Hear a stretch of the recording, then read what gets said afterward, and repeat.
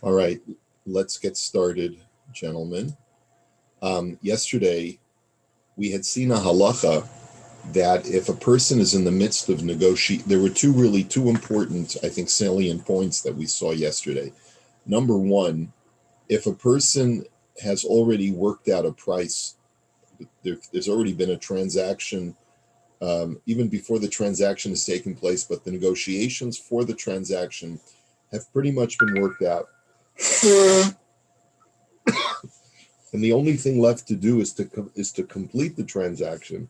Then it would be usher for someone at that point to come in and try to undermine the negotiation. Okay, that would be an isser. Okay, but it seems that as long as they're still negotiating terms, it's permitted for someone else to come in. So that's the first thing that we saw. The second thing that we saw is that even before terms are arrived at between two parties, if they've already established a precedent of a business relationship, it's not proper for someone to come in and try to undermine that relationship, even before they've even negotiated the terms of the new period of partnership.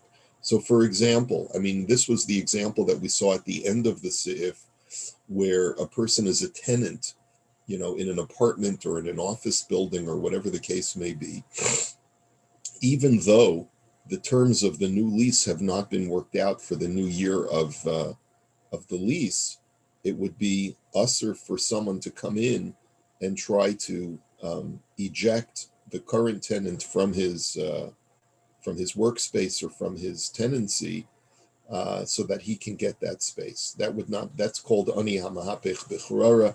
That person already has established a precedent. So both of those things were inherent in this Sif Yud Aleph. And just to clarify further, this halacha, that it is acceptable to insert oneself and to try to undercut a competitor if the buyer and seller have not yet arrived on terms. It's okay for another person to come in. We said is based on, well, it's the source is in the Shulchan Aruch from the Ramah. It's based on the Maharam Rotenberg, an early Rishon, and the argument basically is, as we saw in the Imrei Yaakov, that if you force all other prospective buyers to stay away while this guy is in the process of haggling, then you're potentially harming the seller.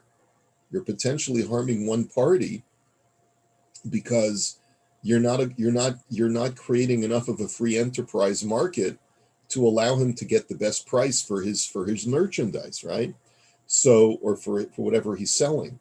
So this is something that I just wanted to elaborate upon, where there's a small piece of this in the Biurim, in where he expands on this discussion, and he quotes this opinion from the Maharam Rotenberg, and he says that the Maharam Rotenberg was the one who said that it's okay for other purchasers to come in on the scene, so long as other people, so long as as Ruvain has not settled on terms yet. So he says, Ulam etzem divrei hamaram tzarich bir ktsas.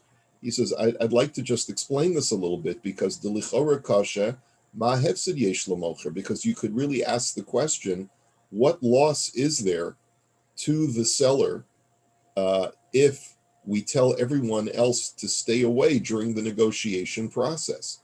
Harei rashai la'amod al daito v'lo limkor b'pachos mehamachir sherotze. I mean, can't you make the argument that a seller can always decide not to sell it to the one person he's negotiating with, and we should maybe tell all of the other prospective buyers to stay away until he's finished dealing with the first guy who came along. And if he's not happy with that person's offer of terms, he can always say no and then start entertaining other offers. And similarly, the buyer too.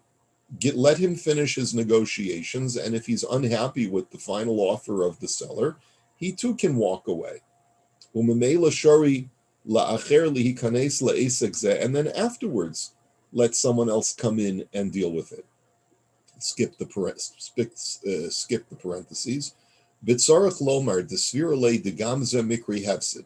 And we have to conclude that telling all other prospective buyers to stay away until negotiations are over also is considered a potential loss for the seller.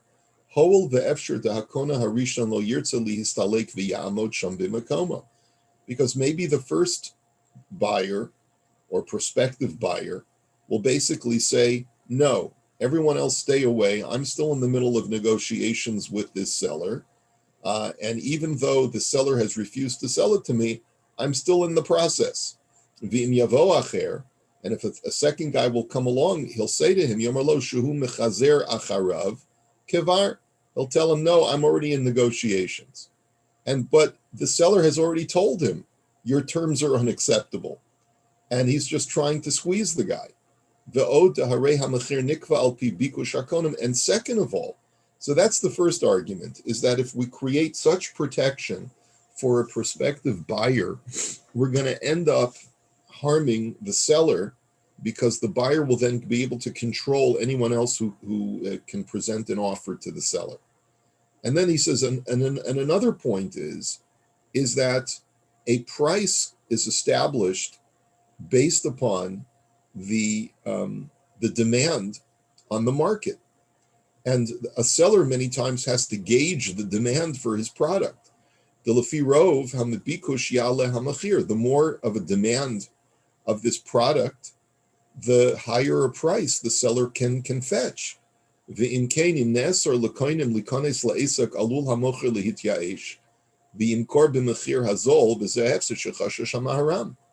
he says, and therefore, if we don't allow other prospective buyers to step forward and to present themselves as interested parties, if we didn't even allow that, then we would cause a potential loss to the seller, because he might think, I guess my product is not as popular as I thought it was, because no one else is stepping forward, and then he'll end up selling it for a lower price.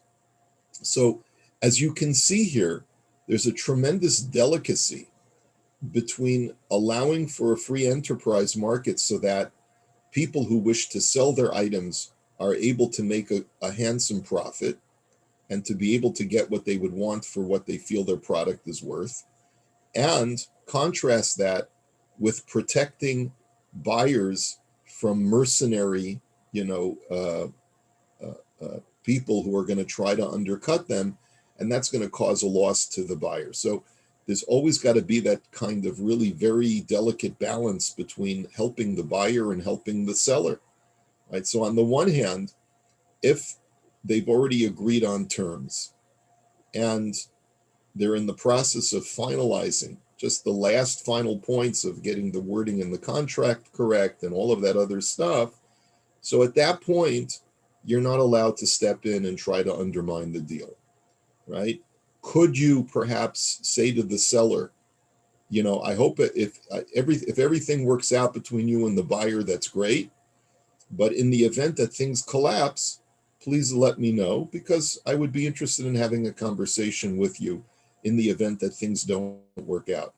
I don't think there's anything untoward or improper about that, just letting the seller know that he has other options potentially, right? But to go into any more detail than that, like to say to him, oh, you're selling it to that guy? Oh, how much are you selling it for?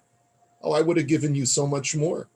To do that is already going to be forbidden according to halacha, because there you're trying to dismantle all of the efforts of the first buyer. Okay?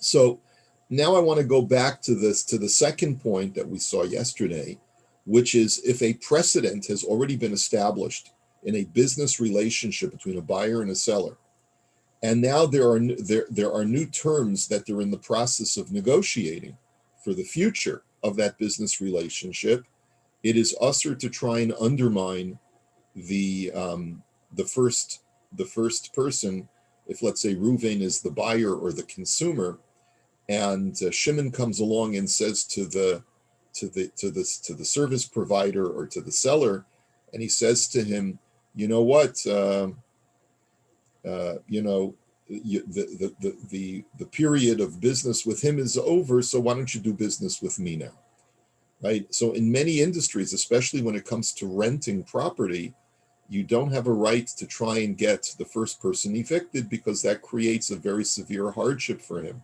Now, that's not necessarily true in all business associations, so we have to give specific examples now to describe what we're talking about. Asr la melamed lahaskir es atzmo labalabayes sheyesh lo melamed acher. So here's an example. You have a service provider who's a tutor. He teaches. Now, there were many communities where there was no yeshiva in Europe in the medieval period. How did people educate their children? Either they taught their children themselves, or they hired up what's called a malamed. A malamed is a private tutor, and you would pay him. Usually the malamed was not a wealthy person because he would be paid by the people of the community. And many times you would have an exclusive malamed, he would just be there for your kids. He would come over to your house. You'd have 5 kids, and he would come and sit around the dining room table, and he would teach the kids over the course of the day. Okay, and that's what the malamed did. So let's say there's another competing malamed, a tutor, another competing tutor, and he wants to present his services to a balabayas who has already has another malamed in his employ. So this is what this halach is coming to address. Asr la melamed lahaskir es atzmo labalabayas sheyesh lo melamed acher kol zman shehamelamed bevesa. So as long as the first tutor is in his house, meaning under his employ, and they've already have an established business relationship, right? And so the first malamed is relying upon the balabayas for his parnasa. Another tutor is not allowed to come along and try to offer his services to the balabayas to try to get the first guy fired so that he can offer his services. Imlo sheyomer balabayas ein ritzoni la'akev hamalamed shali. Unless the balabayas himself initiates the conversation and says, I'm unhappy with my current tutor, would you be interested in working for me instead? So it's again, very delicate balance. In the first case, it is the tutor who is second tutor trying to get the first tutor fired. In the second case, it's the balabayas who's initiating the conversation saying, I'm interested in releasing my first tutor. I'm unhappy with his services. Would you be interested in working for me instead? Asur lifaol ima balabayas sheyifterenu b'kalo zimano. But the second guy is not allowed to make any kind of effort to cause the first guy to get fired. That's the thing that's asur. Shaharehu yachol limtso balabayas acher al yedei torach v'hishtadlut. And the reason is because this is the case of hasagas gavul, and it's not a unique situation. It's not like this is such a unique scenario that it's a one-of-a-kind opportunity, because there are other people that you can find who will be willing to hire you as a tutor. This is not the only person in the world that you can work for. And as long as there are other opportunities available, you're not allowed to ruin someone else's efforts that they've already put in establishing a relationship with a service with a source of income, and try to disrupt it for them.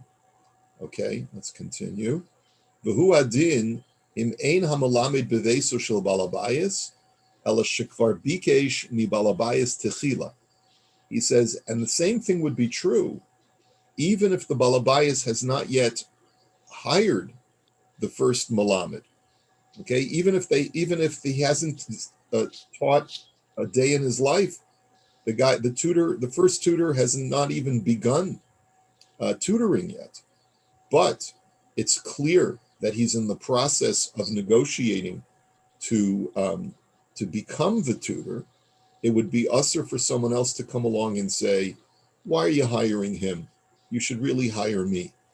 Afsha adayin lo hivticho hareze ka'ani hamahapich b'charara. Because even though there has not been a finalizing of the terms yet, and there has not been any kind of sealing of the deal, the rabbis feel that this is also like an ani hamahapech b'charara. In other words, the tutor is like the poor man who is prospecting in a pie in the garbage heap, and he's already put in his efforts to establish a relationship, and now you're coming along and you're trying to undermine his efforts. Now here it is somewhat different from the previous halacha, where there is a business relationship being established, because in the previous halacha we said that as long as terms have not yet been agreed upon between the two parties, anyone else can come in. Here the rabbis apparently are even more stringent, and they're saying that when it comes to service providers, you want to provide a service of tutoring, then even once the first guy has already sort of parked himself with this balabayas and has started negotiating, at that point no one else should come in until it's decided one way or the other. Sha'asur la'acher litla mimenu. And just like you cannot take anything from the garbage heap from the ani who has already set up shop by that garbage heap, the same thing would be true over here. Aval balabayas shesocher melamed echad mutter lebalabayas acher liskor oso melamed atzmo levanav. But here's where when the tables are turned, you don't see the same standards, and we're going to have to analyze why this is so. He says like this: let's say there's one tutor and there's two balabatim. Not in the first case there was two tutors and one balabayit. Here there's one tutor and there's two balabatim, and the first balabayas has established a business relationship with the tutor, and now the second person comes along, balabayas, he says, "I want this tutor for my kids," and he goes over to the tutor and says, "I'll pay you. What's the guy paying you? He's paying you $40 an hour. I'll pay you $50 an hour to learn with my kids."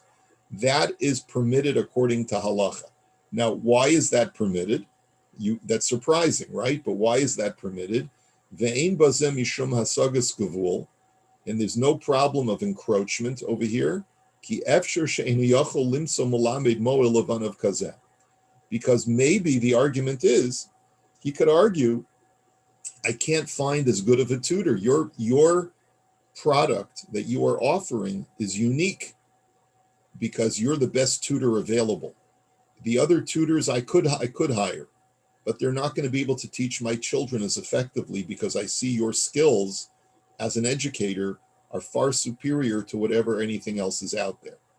And so therefore it is permitted to go over. Remember, because according to one opinion that we had seen before, if it's a one-of-a-kind unique item, then it's permitted for someone else to come in and swoop in and take it, as long as that the kinyan has not been made, as long as the first person has not acquired the object. If it's a rare, one-of-a-kind, unique item, then it is okay. I'll tell you where this is especially relevant. In speaking to my wife, it's relevant with cleaning ladies in the neighborhood. Have you noticed that? Has anyone ever had that experience that some women are very secretive about their cleaning ladies because they don't want other women, other balabustas, to find out how good their cleaning lady is, out of a fear that they'll be snatched away? Has anyone ever had that experience? I actually, my wife has shared with me that there have been times when she's tried to find out who's available as a cleaning lady, and some people are very secretive about the information because they're worried that if they let this woman find out who their cleaning lady is, she's going to come in and she's going to say, "Oh, I just need her for a couple of hours a week. Can you spare her for a couple of hours a week?" And then what's going to happen is that this woman who just wants her for a couple hours will discover that she actually needs her for 4 hours a week, or then 6 hours a week, and then 8 hours a week, and then she's going to offer her a little bit more money for the extra time, and then that's going to ruin the whole business relationship between the one balabust and the cleaning lady and the other one. So basically, they become family property. They become right. They become right. I'll send it to this daughter. I'll send it to my son. That's right. That's right. So they're very territorial about the cleaning lady because they don't want anyone else to cut in on a good on a good deal. And so you're right. So they figure out how they'll become the manager for this cleaning lady. Well, I mean, it's almost similar. If you feel that this cleaning lady is a one of a kind find, that she is far superior to all the other cleaning ladies that are out there, and she's a bargain, and she's responsible, and she doesn't steal, and she doesn't do this, and she's this, da da da da da. And so you can make the case that it's a one of a kind thing. So then it is permitted, according to this, to say this is a one of a kind bargain, and therefore I'm entitled to go over to that service provider and say, hey, I would like you to come to work for me. And whatever the other person is offering you, I'm willing to pay you even more because I see how effective you are. Now, this I'm extrapolating because here we're talking about Torah study. I see that this tutor is so superior in the way that he educates my kids in Torah. I'm allowed to go over to him and say, I know you've been working for this person, but if you're ever interested, please come and work for me. I'm willing to pay you even more. And that is permitted. It's not permitted for one tutor to undercut another tutor unless the balabayas expresses to him, initiates that he's unhappy with the first tutor. Because there it's not a one of a kind unique situation, because you can always find another family that you can lease yourself out to, that you can provide services for. But if you can make the case that it's a unique situation, it's a one of a kind, so then we're more lenient. Okay, now we have to really sort of learn, we have to unpack this whole halacha. So let's take a look at the Imrei Yaakov. Rabbi, I just want to throw something in. Yeah. I don't know how many people are aware of this, but in Israel, there's a running joke that if it comes down to your cleaning lady or your husband, you go with the cleaning lady because it's much easier to find a husband than a cleaning lady. Okay. Well, I'm not sure if those are words to live by, but I appreciate the humor. Okay. All right. So you're not allowed. Let's go back to the beginning of the halacha. Asur lemalamed lahaskir es atzmo lebalabai shish lemalamed acher kol zman shahmalamed bevesa. So the first line of this halacha was that it's not permitted for one tutor to try and undercut a tutor that is already in the house of one balabayas. So shahamalabe bevesa, as long as the first tutor is in the house. He says v'harabusa da'af shekola hazman v'lo asa imo pisuk damam al zman hasheni. So the chiddush over here is it's like the previous story with the apartment, which is that even though the lease, the original lease was for a year, and the lease is coming up, it's still not permitted to try and undercut the current tenant and get him evicted. And the same thing is here, because there's already a precedent for a business relationship between tutor number one and the balabayas, and it could be that the balabayas hired him to work for him for a year, and the year is coming to an end, or for a month, or whatever the business relationship is. It could be a weekly contract, it could be a monthly contract, it could be an annual contract, right, for the school year, whatever you want to say.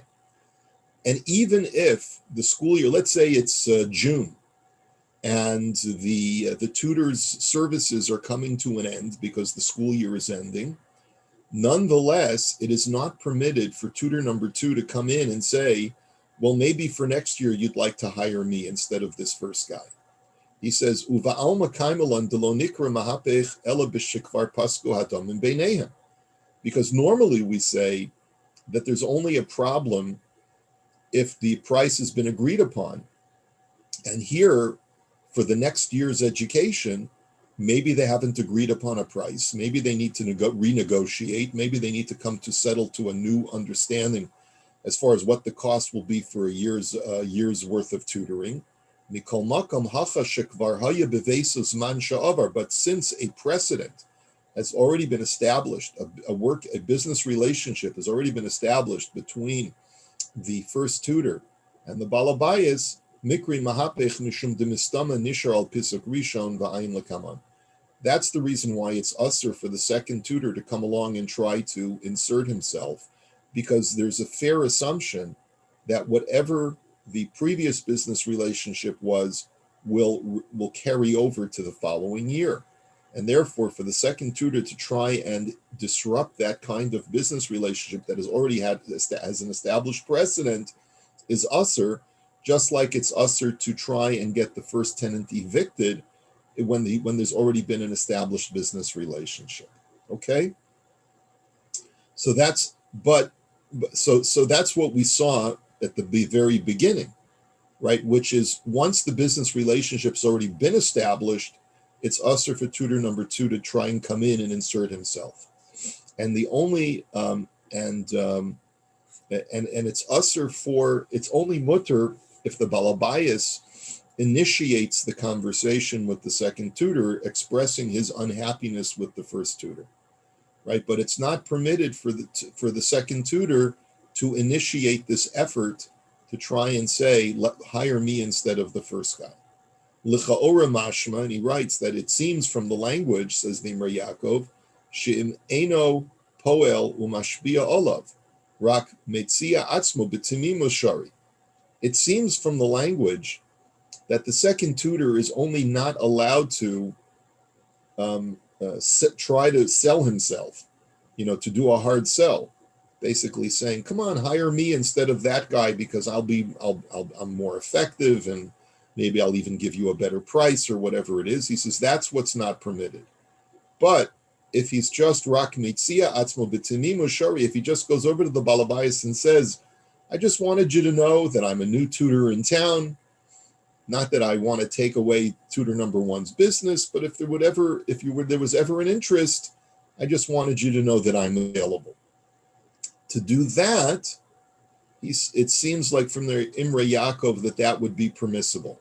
Shaharei yitachein shahabalabayas ratzah memela lepater et harishon, because it could be. Listen, people don't start walking around and saying how unhappy they are with their tutor, right? So there may not be any way for anyone to know that he's unhappy with the tutor number one.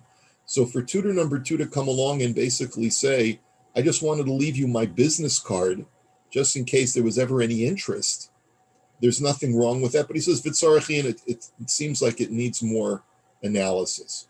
In other words, to what degree is it usher for a second person to just put it out there that his services are available, even though he knows that it's a zero sum, that if the guy ends up using my services, he's going to end up getting rid of the first person.